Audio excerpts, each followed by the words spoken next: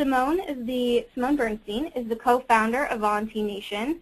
She was named in the 2013 Glamour Top 10 College Women, 2010 L'Oreal Paris Women of Worth, January 2011 Huffington Post Person of the Day, and she was also listed on the 2012 Forbes 30 Under 30 list, among other things.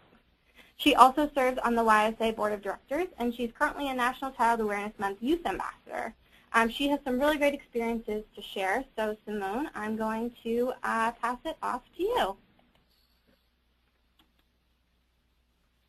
Thank you, Sarah. I really appreciate that. I'm excited to be on the webinar today to speak with you guys about my recruitment strategies that we've utilized throughout the exposure and growth of Volun Nation. If you have any questions for me, definitely post them on the Twitter chat. I'm a little obsessed with tweeting, as one might say, but I'd be happy to answer any of your questions or things that you might be thinking about doing for your service project. So I am the co-founder of Volun Nation, which is a national nonprofit organization that helps young people find volunteer opportunities in their communities. We have a database of more than 8,100 volunteer opportunities, grants, scholarships, and resources. So if you go to our site, you can search by zip code, age, and area of interest, as well as finding numerous resources to complete your service project and find scholarships to help you as a service leader obtain your goals and get a great scholarship for your education.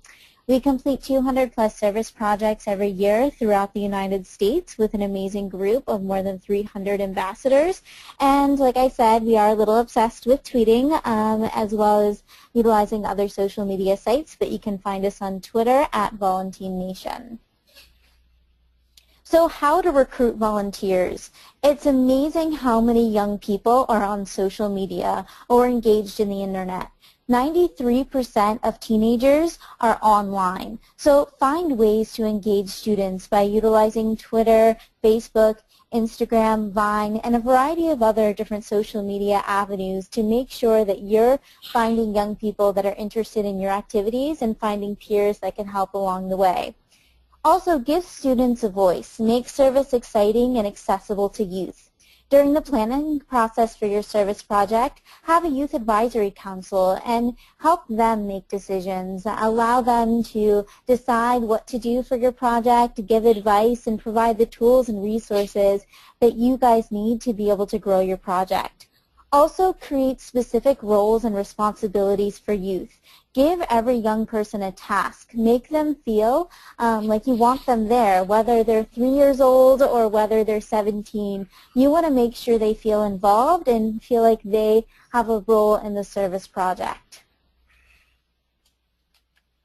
So recruiting influential people to volunteer is extremely important for a service project. You want to make sure that you're not only telling people in your community that can come out and volunteer, but also those in the community that can be role models for young people. So how to do this? How do you get the mayor involved or the Board of Education or administration or celebrities in your local community? Well, remember that first impressions are always important. So not only can you make a phone call or write an email, but go into their office and to schedule a meeting and see if they're available to give you at least 5 to 10 minutes of their time to tell them about what you're doing and why it's important for the community. For example, we were in North Carolina putting on a service project in Chapel Hill, and we invited the North Carolina basketball team. The Tar Heels are a huge team, and it's exciting to be able to get them involved. And they decided to come, and we had Marcus Page involved in the activity where youth on the autism spectrum were given the chance to play basketball.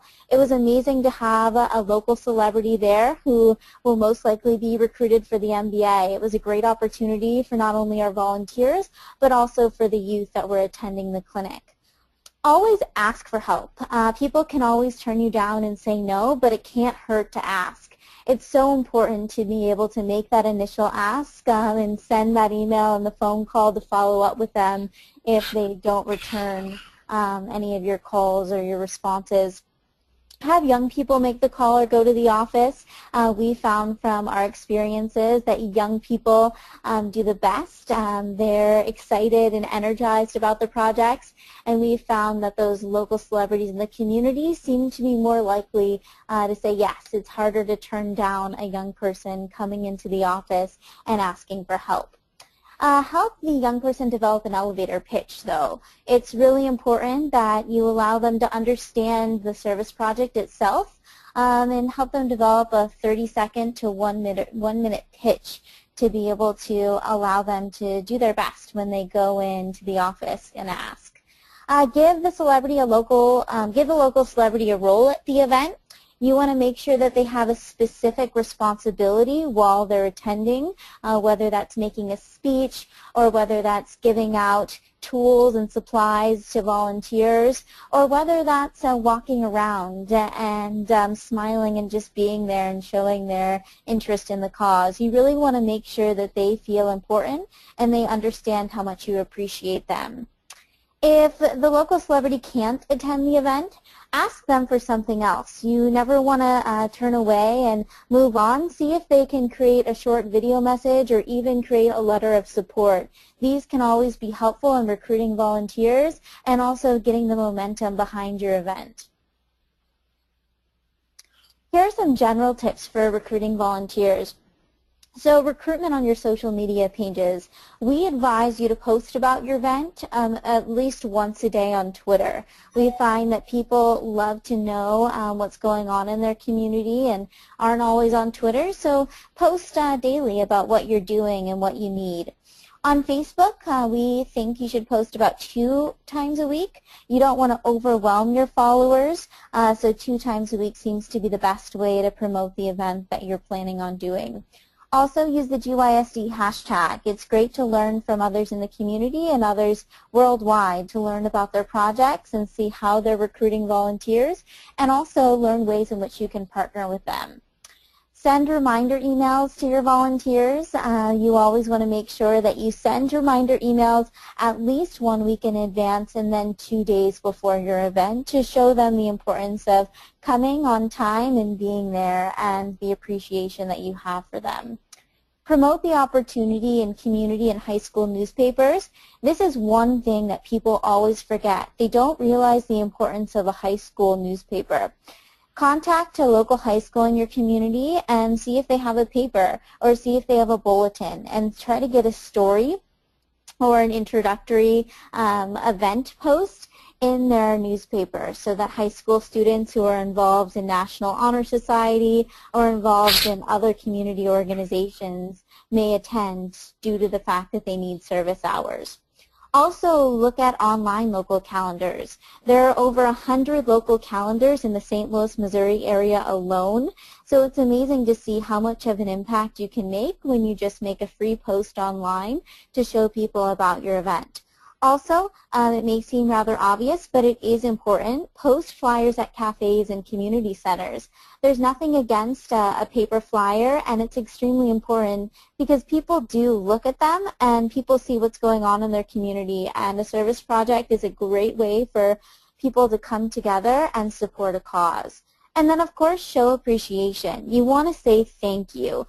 Nothing means more than a simple thank you, whether it's a note or whether it's a message on your Twitter or your Facebook account after the event. You really want to show people why you care and why you hope they'll come and help you volunteer again in the future.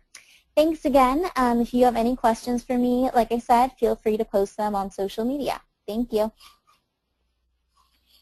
Great. Thank you so much, Simone. I know that I definitely learned a lot from you, and hopefully everyone else did too. And speaking of hashtag GYSD, everyone, just a reminder that we are still doing our Twitter chat, so feel free to chime in, ask any questions. We have our staff here ready to answer questions, and I know the panelists will be joining in as well. So